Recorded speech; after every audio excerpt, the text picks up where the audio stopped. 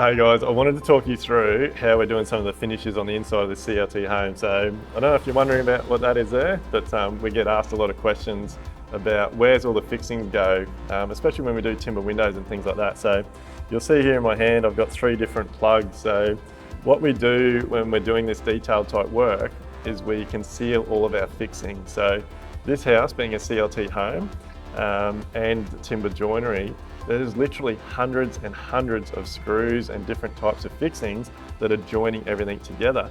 So you'll see even here, like this is where 2 CLT panels butt together. We've got multiple fixings in this wall. So these are large 240mm screws that have been put in to pull everything together.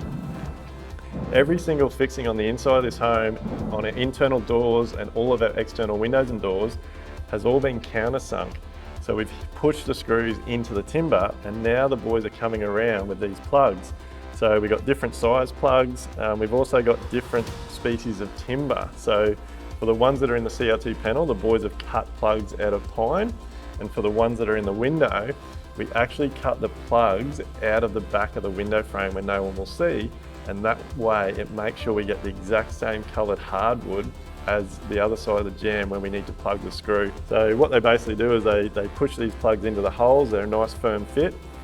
You'll see here they put a lot of glue in there, and we just leave them in there. The glue goes off, and now when over the next sort of couple of weeks, we're going to be doing the prep work inside. What we do is basically come along, really sharp chisel, tap the tops of these off, make them flush, and then the entire surface gets sanded. So all you see is this perfect, nice, neat round hole with a matching piece of timber that matches the walls, and you don't see any of the screw heads or any of the fixings. So again, it's just part of the detail we do on all DPS Constructions projects.